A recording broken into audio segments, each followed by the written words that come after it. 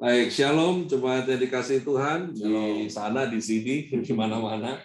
Dan pada kesempatan ini saya mau kita sampai pada sebuah pengajaran tentang duri dalam daging. Saya pernah sampaikan ini dalam beberapa khotbah, tetapi ini tersurat tersirat yang hanya sekelebat dibahas. Dan pada kesempatan ini saya mau membahas lebih dalam tentang duri dalam daging yang ada di dalam tertulis dalam suratnya Paulus kepada jemaat di kota Korintus. Tertulis dari 2 Korintus pasalnya yang ke-12, ayatnya yang ke-7 sampai dengan ayat yang ke-10. Ini bukan sekedar perumpamaan biasa karena ada pesan di dalamnya yang tidak hanya untuk jemaat di kota Korintus, tetapi juga pesan untuk jemaat Tuhan Anda dan saya pada masa kini. Demikian firman Tuhan, 2 Korintus pasal 12 ayat 7 sampai dengan ayatnya yang ke-10. Dan supaya aku jangan meninggikan diri karena penyataan-penyataan yang luar biasa itu, maka aku diberi suatu duri di dalam dagingku, yaitu seorang utusan iblis untuk menggocok aku, supaya aku jangan meninggikan diri. Tentang hal itu, aku sudah 3 kali berseru kepada Tuhan supaya utusan iblis itu mundur daripadaku. Tetapi jawab Tuhan kepadaku, cukuplah kasih karuniaku bagimu, sebab justru dalam kelemahanlah kuasaku menjadi sempurna. Sebab itu terlebih suka aku bermegah atas kelemahanku, supaya kuasa Kristus turun menaungi aku.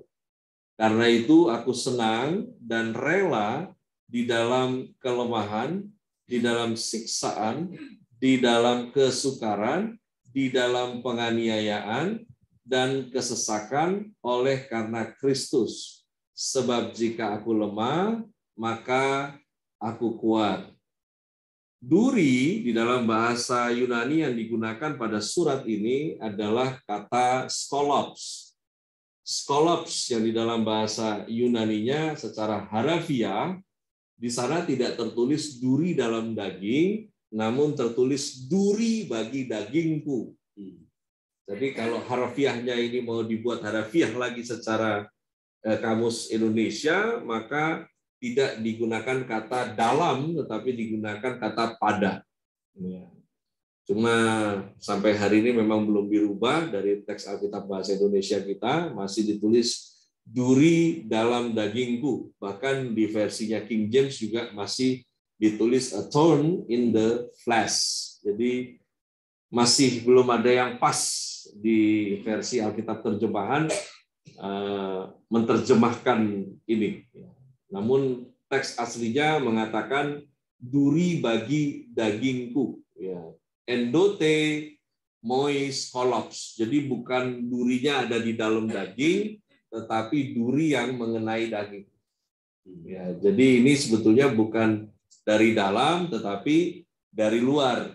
Nah, ini menunjukkan catatan ini sebetulnya bicara tentang sebuah ketabahan Rasul Paulus yang tidak terjadi begitu saja, tetapi karena faktor di mana pergumulan akan apa yang mengena pada dirinya dari luar, dia gumulkan itu, kemudian dia menerima jawaban doa yang tidak dia inginkan, tetapi apa yang dia tidak inginkan dia terima, sehingga apa yang Tuhan ingin terjadi dalam hidupnya, dan terjadilah istilah yang dikatakan tadi, kuasa Kristus turun menaungi, yang akhirnya membuat dia menjadi rela. Rela itu adalah tingkatan tertinggi dari seseorang melakukan ketimbang ikhlas. Karena ikhlas itu Anda dipaksa untuk menjadi mau. Kalau rela, Anda dengan senang melakukan hal-hal yang tidak menyenangkan. Itu kurang lebih, ya. Agak ajaib sih ya. Senang melakukan hal-hal yang tidak menyenangkan bagi diri. Nah, di sana Paulus juga mengkaitkan urusannya iblis. Jadi memang pada dasarnya pada masa tersebut, di sana kita melihat kata menggocok di dalam surat itu. Kata menggocok itu arti harafiahnya adalah Kalau orang Ambon bilang falungku, ya, falungku. Saya bikin, tapi belum saya bayar ke hak cipta sih. Saya tapi udah bikin di jaket saya, udah bikin di topi saya. Jadi kalau saya nge-gym itu suka nanya mereka, "Opah, itu logo apa?" Saya bilang falungku. Ya. Ya. Kalau di sini harafiahnya kata menggocol adalah memukul dengan tangan terkepal. Itu kata menggocol. Jadi di sana Paulus bilang dalam suratnya, "Gue nih juga babak belur." Gitu. Ya, duri pada dagingku itu membuat pukulan yang luar biasa.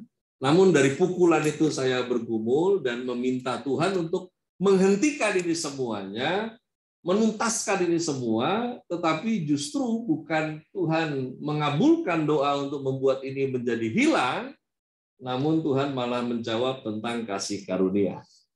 Dan penerimaan itu akhirnya membuat Paulus mengalami apa yang disebut dengan Tuhan itu menaungi.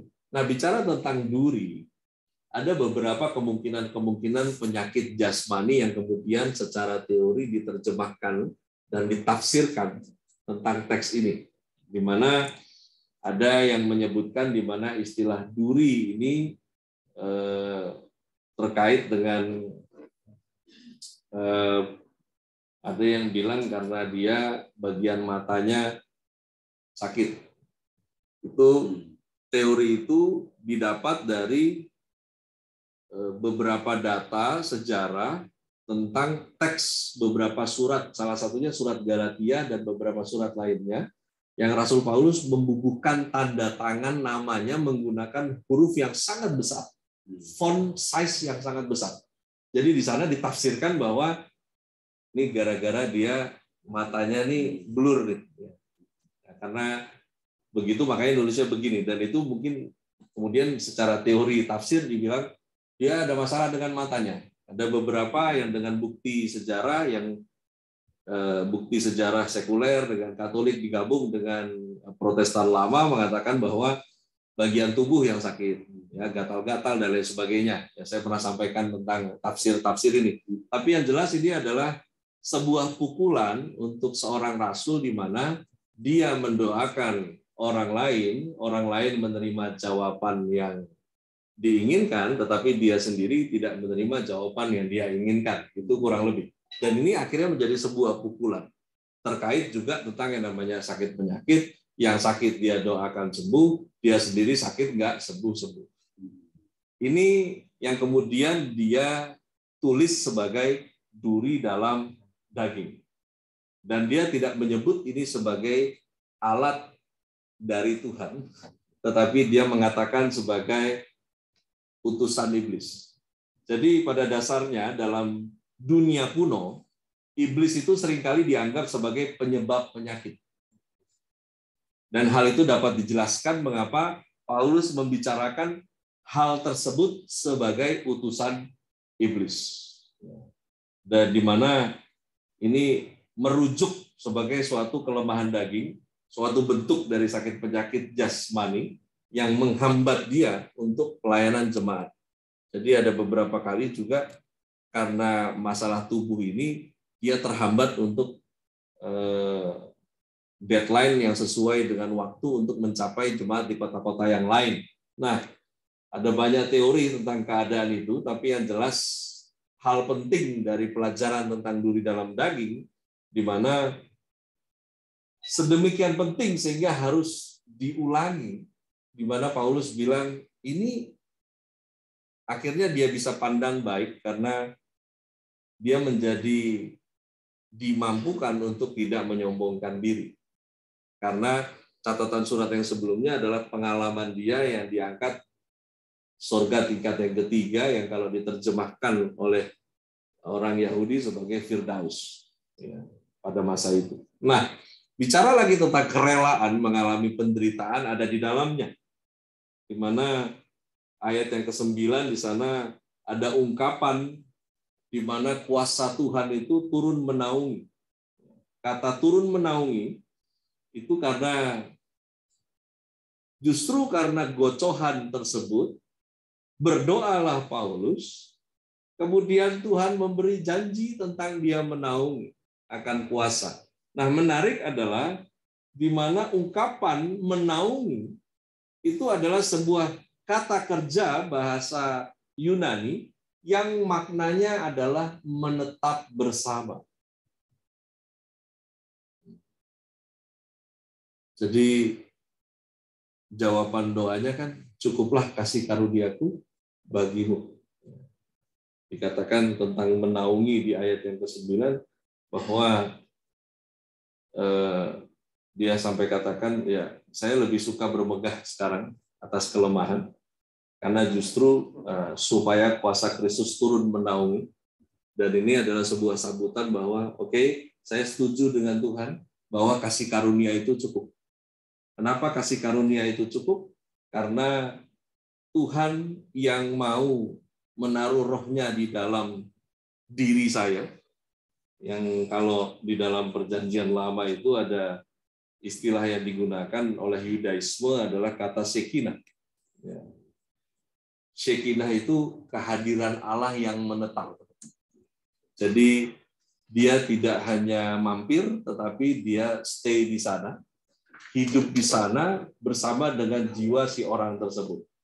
Dan Paulus setuju bahwa itu lebih dari cukup, ketimbang dia harus keluar dari sebuah penderitaannya. Ada kata yang saya menggunakan istilah pretensi. Ya, jemaat Tuhan, yang jelas dari minggu ke minggu saya ajak kita semua belajar makin cerdas. Ya. Pretensi. Ada yang pernah dengar nggak pretensi? Pretensi itu kalau di kamus besar artinya adalah keinginan yang kurang berdasar, perbuatan berpura-pura, alasan yang dibuat-buat, ya, berpura-pura atau berlagak, ini artinya pretensi. Di mana Paulus itu pretensinya sendiri tentang kekuatan itu tidak pernah dibiarkan memasuki jalan Tuhan. Maksudnya gini, akhirnya dia bukan menjadi setuju dengan penderitaan yang dia alami, tapi dia menjadi setuju dengan Tuhan akan kasih karunia Tuhan itu cukup. Sehingga itu membuat dirinya tidak keluar dari jalan Tuhan. Gitu kurang lebih. Nah, kalau saya pakai istilah lagi paradoksnya, itu di mana setiap saat, akhirnya setiap saat Paulus merasa lemah di dalam dirinya, justru saat itulah ia kuat di dalam Kristus. Nah, sekarang kalau mau bicara tentang istilah figuratif, ya, jangan pakai istilah-istilah Pak Gembala. Saya pakai istilah, jangan lu goblok sampai Yesus datang. Ya, harus cerdas kita sama-sama. Ya. Duri bagi daging itu seperti alat cegah. Duri pada daging. Kalau di kasusnya Paulus, itu konteksnya adalah keberadaan tubuh yang sakit, yang sementara mendoakan yang lain sakit menjadi sembuh, tapi sendirinya sakit. Ini sama pukulannya, ingat kata menggocok tadi. Ini mirip pukulannya dengan pendeta yang melayani kaum narkoba, sementara anaknya terikat narkoba. Jadi kalau mau disederhanakan lagi, duri dalam daging itu seperti lu mau begitu, lu aja begini, gitu kurang lebih. Ya, ini bisa tangkap nih ya. Lu mau begitu, nah lu-nya aja sekarang begini. Ya. Tapi ingat, maunya begitu itu yang mulia, tapi sendirinya begini, begininya tapi bukan kesalahannya sendiri. Paham ya? Orang miskin itu keadaan ada dua. Satu memang keadaannya, dua karena kemalasannya. Oke ya. Ketika seseorang yang dalam keadaan miskin, tapi dia di dalam Tuhan, dan dia bercerita kepada yang lain bahwa keadaan saya sekalipun begini, saya tetap mau jadi berkat, itu situasi yang sama secara figuratif seperti duri pada daging. Lu aja miskin, tapi lu mau memberkati yang lain.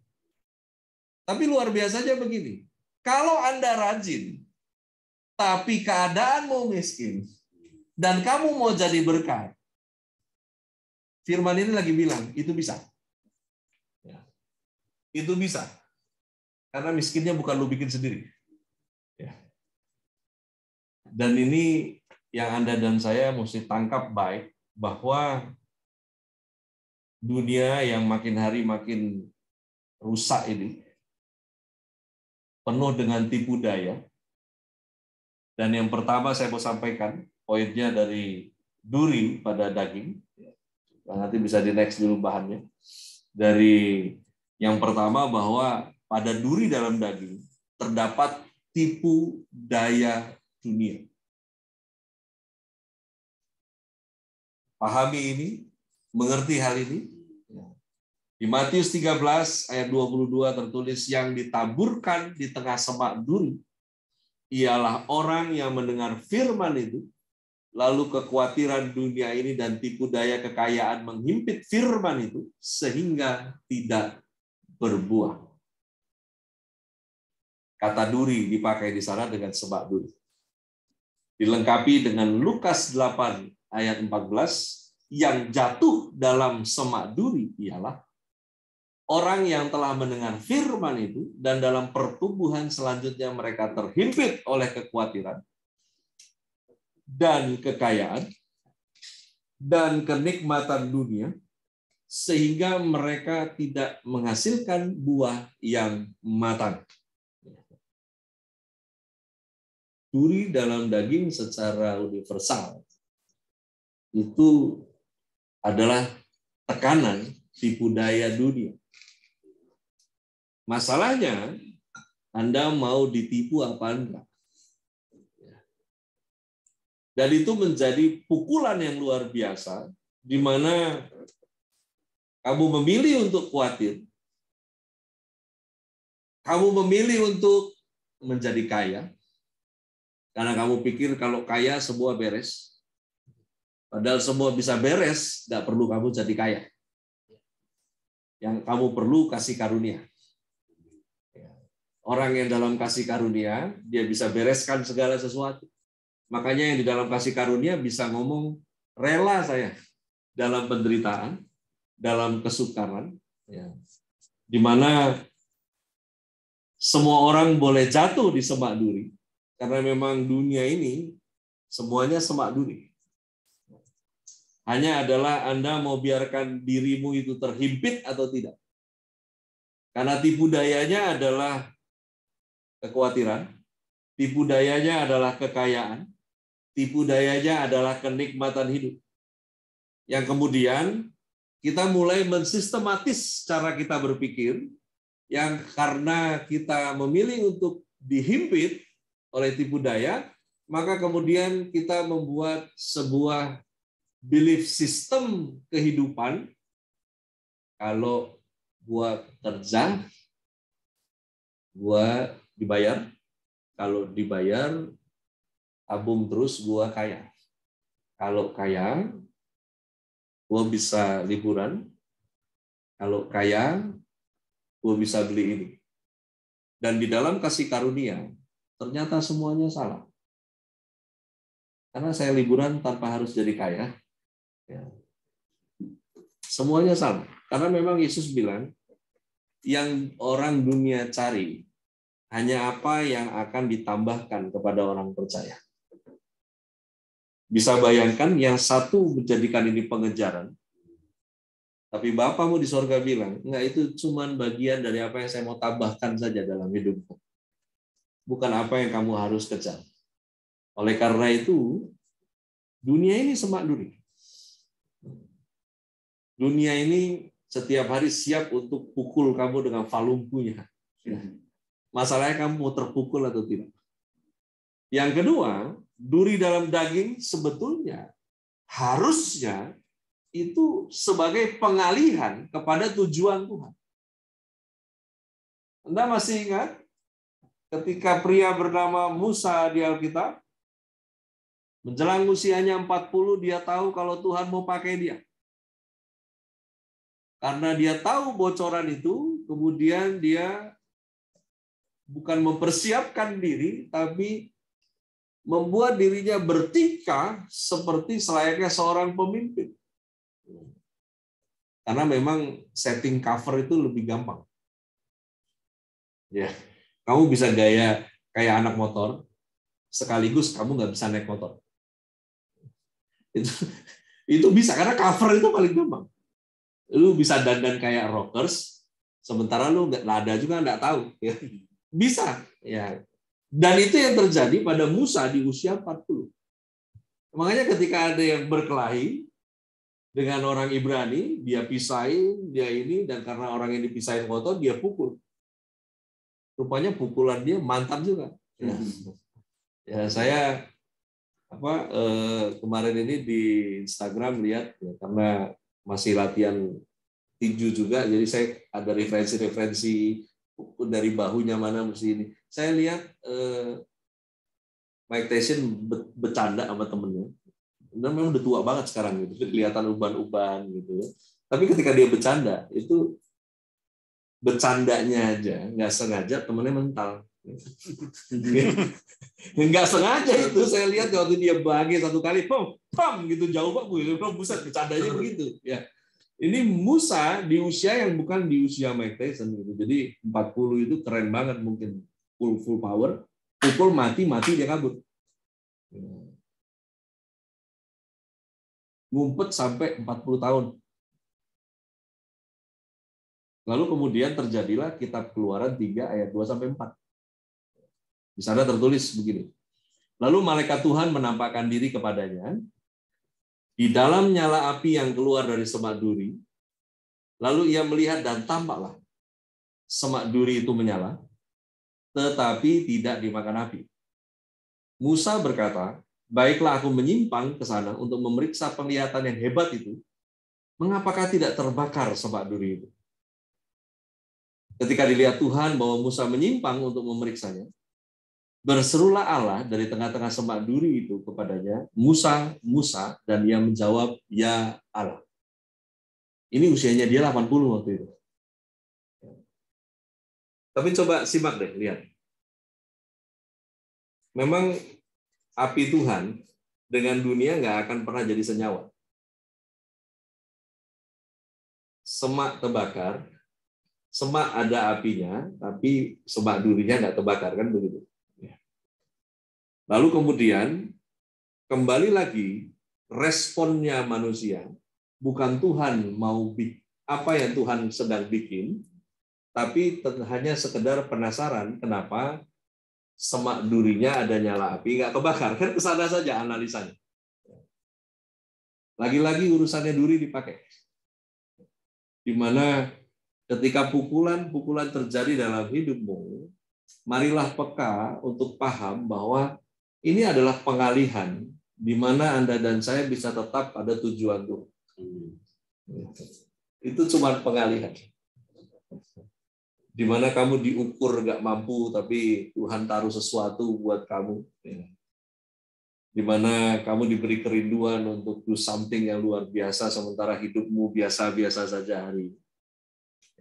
Di mana kamu dalam akan kebenaran Tuhan, kemudian membagikan kebenaran itu, kemudian orang mulai koreksi hidup kamu yang kayaknya lu punya catatan nggak sebenar apa yang lo ngomong.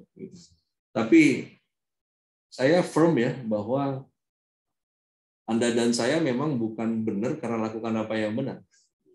Kita ini kan sebagai orang benar karena kita dibenarkan. Lo mau paksa diri lu bikin yang benar nggak akan bikin lu jadi paling benar. Karena kasih karunia, makanya Anda dan saya bisa mengerti kebenaran. Dan karena pengertian itu, Allah menetap di dalam dirimu, makanya kamu bisa lakukan apa yang benar. Dan kemudian kamu membagikan apa yang benar. Masalah nanti yang di luar bilang, mau begini sendirinya begitu, itu nggak urusan kamu. Tapi memang dunia setiap hari akan gocoh kamu. Dunia akan palungku kamu setiap hari. Dan itu yang memang satu paket dikerjakan dunia dengan iblis. Nah, akhirnya duri dalam daging harusnya sebagai pengalihan kepada tujuan Tuhan dalam hidup Anda. Yang kurang-kurang, keterbatasannya, yang nggak mampunya. Berapa banyak kamu lihat orang kaya yang mukanya nggak pantas kaya? Sering dong. Yang keren lu ketemu dia anak Tuhan juga. Ya. Lihat mukanya itu kaya. Terus kita mulai mau ukur kan, kayaknya pantesan gua Tuhan daripada dia. Ya. Tapi ini kan bukan masalah pantas nggak pantas. Ketika kuasanya menaungi Anda dan saya, ukuran dunia nggak dipakai lagi. Nggak kepakai itu ukuran dunia. Anda sekolah tinggi-tinggi dengan tujuan untuk mengabdikan ilmu Anda, nggak apa-apa, bagus alasannya. Mereka yang ada di strata akademis teologi, dari S1 selesaikan S2-nya, lanjut S3-nya, lalu kemudian menjadi guru besar. Sementara ada beberapa profesor teologi yang sampai hari ini namanya juga nggak dikenal, tapi yang keliling S1-nya nggak selesai malah dikenal. Itu asik karunia. Ya. Memang nggak bisa kita ukur, nggak bisa diukur. Bukan saya bilang pendidikan nggak penting, tapi marilah peka, bukan setuju dengan keterbatasan kita, tapi setuju dengan kasih karunia Tuhan. Bahwa hidup Anda masih bisa berlanjut lagi bulan ini. Bahwa cita-citanya Tuhan itu nggak mungkin gagal dalam hidup Anda. Karena itu jangan biarkan dirimu terhimpit. Jangan biarkan dirimu didikte oleh kekhawatiran, oleh keinginan untuk menjadi kaya. Karena bukan ke sana Tuhan mau bawa Anda dan saya. Dan yang terakhir, duri dalam daging itu adalah kutuk yang tidak lagi mengikat orang percaya. Dalam Kejadian 3 ayat 18 tertulis, semak duri dan rumput duri yang akan dihasilkannya bagimu, dan tumbuh-tumbuhan di padang akan menjadi makananmu. Jadi loh, ketika Adam dan Hawa jatuh ke dalam dosa, Tuhan tidak kutuk Adam. Yang Tuhan kutuk itu tanah dan hasilnya. Dan itu berlanjut sampai hari ini. Semak duri, rumput duri, yang akan dihasilkan tanah bagimu. Kabar baiknya, Anda dan saya di dalam Kristus, urusan yang satu ini sudah selesai. Di Matius 27 ayat 29, mereka menganyam sebuah mahkota duri, dan menaruhnya di atas kepalanya. Anda pikir nggak ada maksud itu? Itu ada maksud. Sebelum naik di kayu salib, dipakein mahkota duri, karena memang urusan duri ini udah lama ini. Sejarahnya urusan dengan duri ini udah sejarah panjang. Dimulai dari kejatuhan manusia, udah berperkara ini urusan duri ini. Dan di atas kayu salib selesai. Dan seorang Paulus akhirnya menemukan hal ini di dalam kehidupannya, bahwa udah selesai kok. Ya. Ternyata saya nggak harus fokus pada duri yang menggocok. Saya harusnya fokus kepada kasih karunia itu. Dunia sampai hari ini terus menghasilkan semak duri. Tapi urusan kutuk yang satu ini sudah selesai dengan kita orang percaya. Oleh karena itu, mari menerima terus-menerus yang disebut dengan kasih karunia itu. Jangan berhenti untuk mempercayai apa yang Tuhan janji. dan duri pada daging adalah sebuah realita yang akan terus berlanjut. Tuhan tidak akan menghilangkan itu dari hidupmu. Tapi 3 perkara penting ini minimal Anda dan saya pegang. Bahwa duri dalam daging hanya tipu daya dunia. Itu bukan takdir kamu. Duri pada daging harusnya menjadi pengalihan kepada tujuan Tuhan dalam hidup kita. Duri dalam daging, pada daging, adalah kutuk yang tidak lagi mengikat Anda dan saya. Karena di dalam Kristus, harusnya apa yang Tuhan mau yang jadi. Bukan kutuk yang jadi dalam hidup Anda dan saya. Tuhan Yesus memberkati.